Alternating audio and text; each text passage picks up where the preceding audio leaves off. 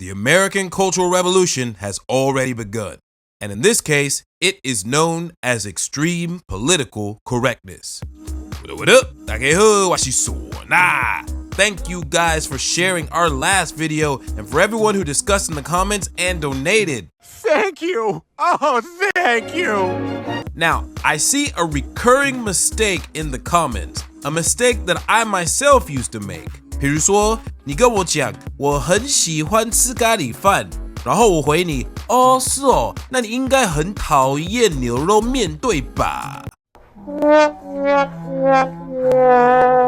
This is called a straw man argument. The straw man argument is an old English term used by farmers in the early 1600s. It basically means misrepresenting a person's statement with a fake argument to scare them off, just like straw men or scarecrows were used to scare off birds from eating their crop seeds. I see a lot of straw man arguments in the comments, yo. Oh yeah, that makes sense. No, it doesn't. Not cool at all. We encourage friendly debates and differences of opinion in the comments, but that straw man shit is destructive to Taiwanese society. If you disagree with someone's take, have a moment, think critically, and figure out a better response. This is what we call civil discourse. Now we know. And knowing is half the battle. G.I. Joe! So, the story of extreme PC culture is a long one, and the roots run deep. So we're gonna have to split it up into several episodes, like a series. And trust me when I tell you that what we uncovered in our research will challenge what you know about American history. Real talk, there's even links to the Chinese Cultural Revolution, yo. We're talking the American left actually shares its roots with communism. Shut up. Shut up! But don't get it twisted. Although the extreme left and Democrats may overlap in some ideals, they are not the same thing. And I'll be explaining it in detail throughout this series. And by the end, hopefully you'll understand one of the reasons behind the fall of America and how to keep Taiwan from following the same path. And as you know, it'll be broken into 3 parts just for you. Take a look at these buildings and artwork. This style breaks away from traditional conceptual art, and it might leave you a little confused. That is because its meaning is defined by you, without the constraints of fine modern art. This is what is known as postmodern art, a manifestation of the postmodern era. The basic features of what is currently known as postmodernism can be traced all the way back to the 1940s and ain't just limited to art, yo. It extends to social policies, ideology, and of course, education. Do you remember our Peter Boghossian episode where the non-binary person said this? Are you aware of the theory of social constructionism? The idea of there being only 2 genders is a social construct because we have this idea of being assigned female at birth, assigned male at birth. This way of thinking is mainstream in social sciences. Postmodernism states that there can be no definite truth in science, only a large number of narratives and perspectives, and it emphasizes that people construct knowledge and truth through discourse and lived experience. So based on that, everything in society can be questioned. Gender, race, country, and even facts. Drama, my favorite.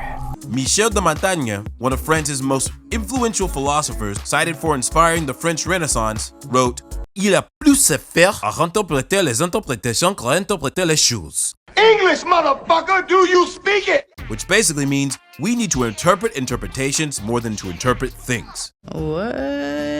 And then Friedrich Nietzsche, the man considered to be the godfather for postmodernism, similarly wrote, It is precisely facts that do not exist, only interpretations. But I'm no sociologist nor a scientist, and maybe I interpreted wrong. If anyone knows better, please let us know in the comments down below. Now, as you can imagine, there has been quite a bit of pushback in the scientific community against social constructionism.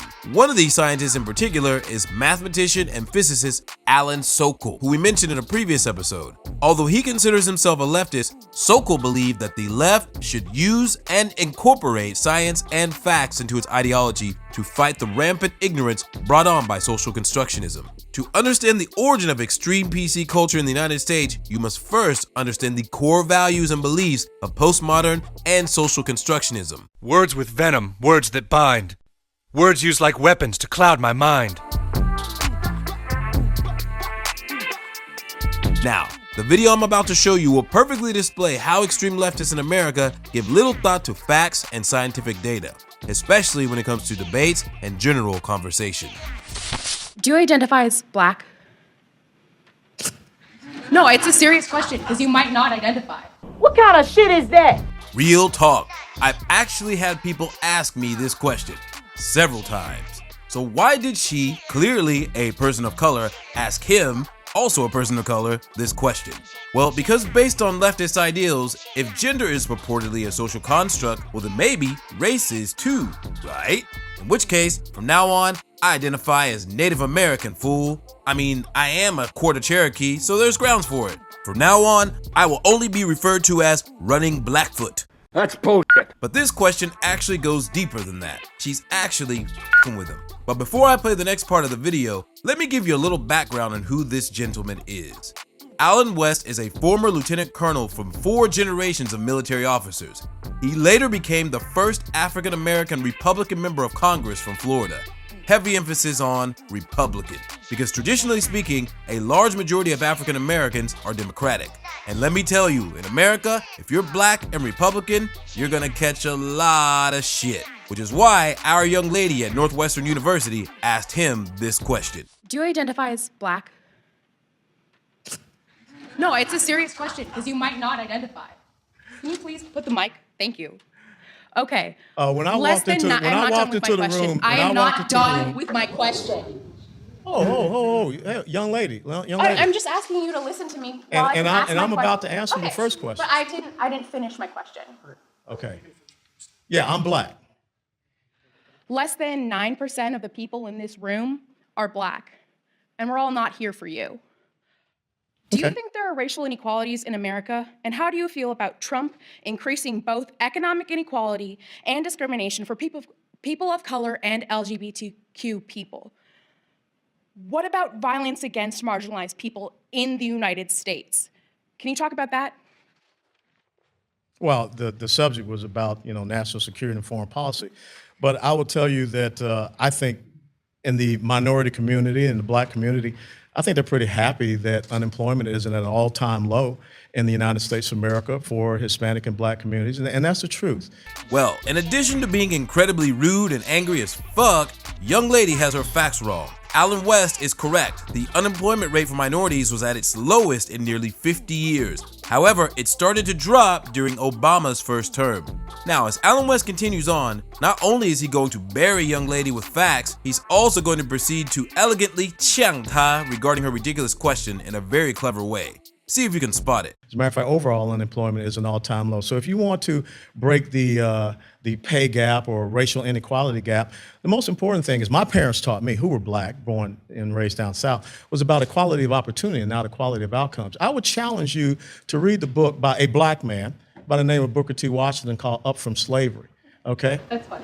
Okay, so the book he's referring to by Booker T. Washington, a former slave, basically emphasizes 2 things. 1, that in order to become a complete person, in addition to academics, you must be able to produce something of value through manual labor like plumbing, farming, building, etc.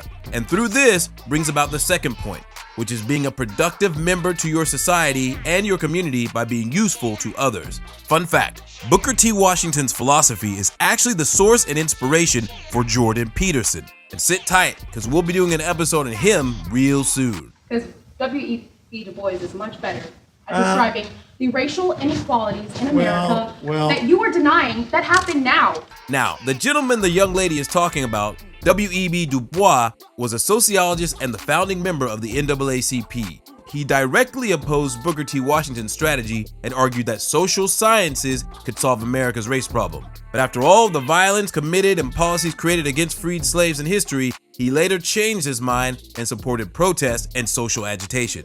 So let's hear how the young lady retorts. And to say that, we are better and unemployment is down is dismissing the fact that a lot of LGBTQ people are in trouble right now because of your administration. And a lot of black I'm not people. in administration. I'm just a guy. I mean, here. you are supporting the administration, though, aren't you? I'm not speaking for the administration. Oh, okay. Sorry, I didn't know that. I'm just a private citizen. I'm just Joe Sixpack. So now that Allen West has set the young lady's facts straight, watch how in the next clip she completely changes her tone. And this is extremely important because whenever anyone comes at you, it is important to keep your cool and above all else, stick to the facts and allow the other side to talk themselves into a hole. Okay, I have a second question. I'm sorry for my tone. Previously, I was just frustrated. That's okay. I have 2 daughters. They talk to me like that. Thank you. My question But is... I cut them off with their allowance. Well, you don't have that ability here. I know. My question is about national security, because I do feel like the KKK and white nationalists are threats to black individuals in the United States. There have been multiple shootings recently within the last 10 years, and there have been an increase of violence against black people.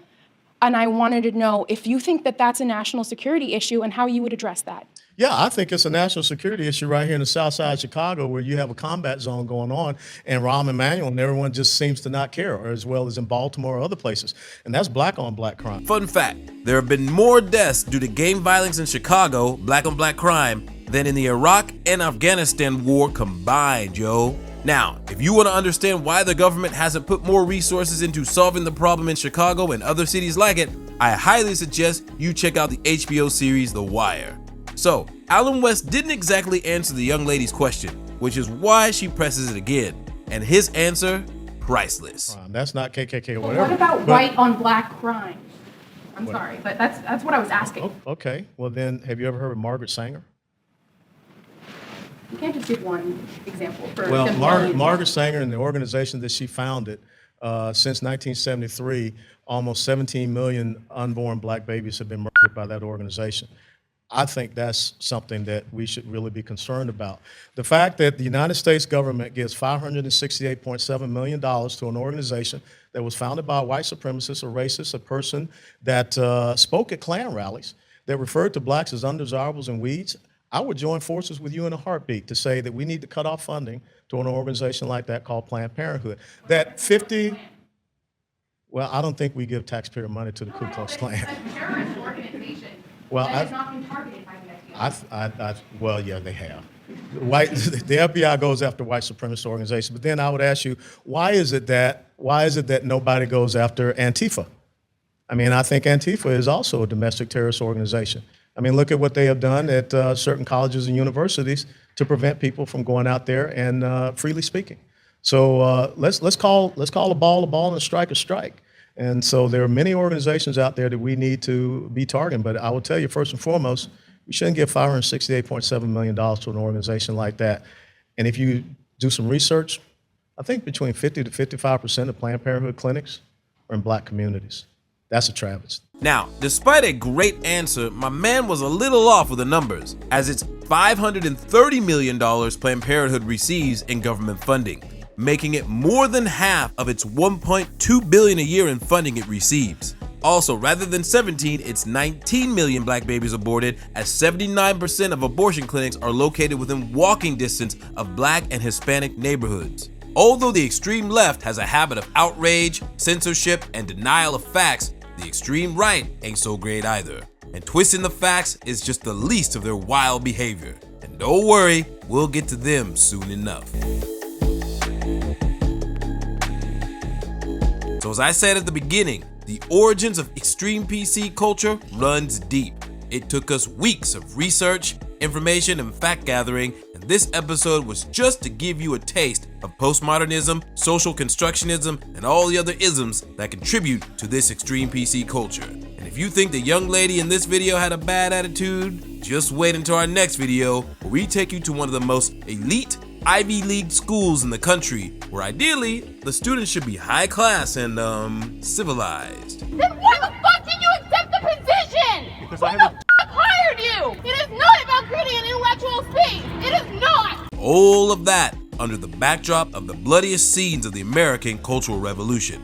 And I'm sure you're beginning to notice a trend. From the Bogosian episode to this one, and certainly the next, all the battlegrounds happen to be college campuses. So build your boats and prepare to set sail down the river of blood. But before you come aboard, remember to like, comment, subscribe, and hit that notification bell, and I'll see you on the flip side. Peace!